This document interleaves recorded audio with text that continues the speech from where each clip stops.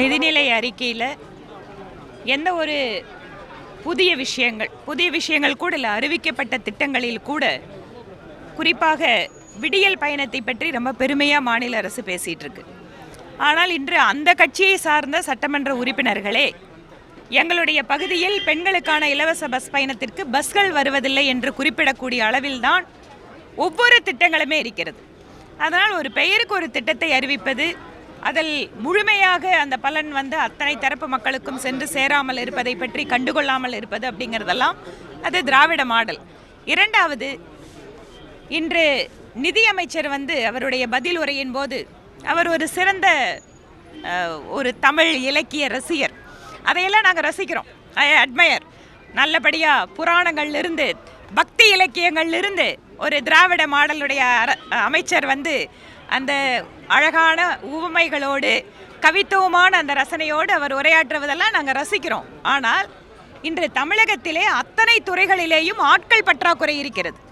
இன்றைக்கு எந்த துறை அப்படின்னு சொல்ல முடியாது. அது செவிலியர்களாகட்டும், டாக்டராக இருக்கட்டும், ஆசிரியர்களாக இருக்கட்டும், வருவாய்த்துறை ஊழியர்களாக இருக்கட்டும், அல்லது இபி டிபார்ட்மெண்ட் மின்சாரத்துறை ஊழியர்களாக இருக்கட்டும், எல்லா துறைகளிலேயும் ஆட்கள் பற்றாக்குறை, அரசு ஊழியர் பற்றாக்குறை என்பது மிக அதிக அளவில் இருக்கிறது. அதை பற்றி 1% கூட இந்த நிதிநிலை அறிக்கையில் எந்த ரெஃபரன்ஸும் இல்லை. இதெல்லாம் இந்த மாதிரி ஒரு சில உதாரணங்கள் எங்களால் சொல்ல முடியும். அதனால் நிதிநிலை அறிக்கையில் அமைச்சருடைய தமிழும் பக்தியும் கலந்த அவருடைய உரையை ரசித்தோம்.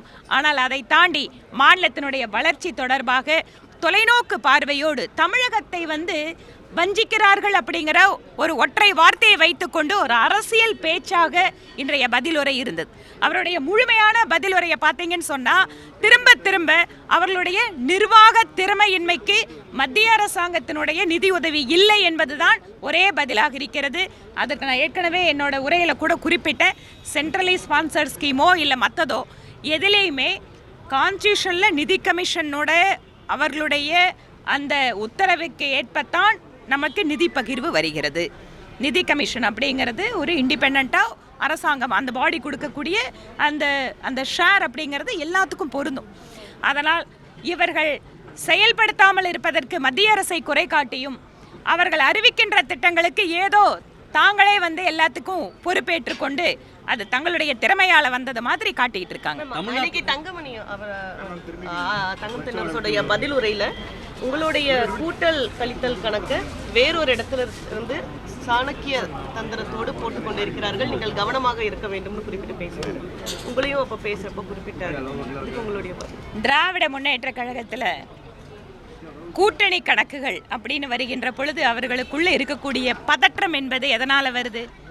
எதிரணியில் இருக்கக்கூடியவர்கள் எல்லாம் ஒருவேளை ஒன்று சேர்றதுக்கு வாய்ப்பு இருந்தா நம்ம கணக்கு தப்பா போகுமோ அப்படிங்கிற எண்ணத்துல அவங்க மற்றவங்களோட கணக்கை பத்தி இப்போ அதிகமாக கவலைப்பட்டுட்டு இருக்காங்க. உங்களோட பலம், உங்களோட ஆதரவு, மக்கள் ஆதரவு எல்லாம் சரியா இருந்ததுன்னா அந்த கணக்கு எல்லாமே உங்களோட கணக்கு சரியா இருக்கும். நீங்க ஏன் மற்றவங்க கணக்கை பத்தி யோசிக்கிறீங்கன்னா ஏன்னா உங்களால உங்க ஆதரவு கணக்கு போட முடியலங்கிறதான் யதார்த்தம். தமிழ்நாட்டில் ஏற்கனவே லேப்டாப் ஸ்கீம் இருந்தது. டிஎம்கே கவர்மெண்ட் வந்ததுக்கு பிறகு அந்த லேப்டாப் கொடுக்கறதில்ல மாணவர்களுக்கு. ஆனால் ஆட்சி முடிய இன்னும் 9 மாதம் 10 மாதம் இருக்கக்கூடிய நிலையில் 2000 கோடி ரூபாய் ஒதுக்கி 20 லட்சம் மாணவர்களுக்கு கொடுக்குறேன்னு இல்லை. அது தொடர்பாக முன்னாள் அமைச்சர் அது தொடர்பாக கேள்வி எழுப்பினார். அதுக்கு அவர் ரெஃபரும் பண்ணியிருக்காரு. முதல் கட்டமாக நாங்கள் கொடுக்குறோம். ஏன் முதல் கட்டமாக கொடுக்குறோன்னா எத்தனை மாணவர்கள்னு அதை சொல்ல வேண்டியதானே? நாங்கள் 2000 கோடி ஒதுக்குறோம், அதில் எத்தனை லேப்டாப்பை எந்த அளவு ஸ்டூடெண்ட்ஸ்ன்னு சொல்லணும். நீங்கள் அடுத்த 5 வருஷத்தில் 1 கோடி மாணவர்கள் கொடுக்குறேங்கிறத அந்த 1 கோடி எதுக்கு இங்கே ரெஃபர் பண்ணுறீங்க? இதெல்லாமே அந்த பூசுத்துற வேலை. அது இல்லை, ஓராண்டு காலத்தில் அது கொடுத்து முடிச்சிட முடியுமா? எதனால் அது இப்போ அறிவிக்கிறாங்க நீங்கள் நினைக்கிறீங்க? தேர்தல் நேரம். அதனால் அதுதான் நான் திருப்பி சொன்ன மாதிரி 20 லட்சங்கிற எண்ணிக்கையே முதல்ல தப்பு. ஏன் மேம்? அதான் சொன்னேன், அந்த 2000 கோடிக்கு அவங்க கணக்கு போட்டது இன்னைக்கு டிஸ்கஷனில் வந்தது தான் சொன்னேன். பாதகம் செய்பவரை கண்டால் நாம் பயம் கொள்ளலாகாது பாப்பா. மோதி மிதித்து விடு பாப்பா, அவர் முகத்தில் உமிழ்ந்து விடு பாப்பா. அண்மை செய்திகளை உடனுக்குடன் தெரிந்து கொள்ள இணைந்திருங்கள் எம் நாடு தொலைக்காட்சியுடன்.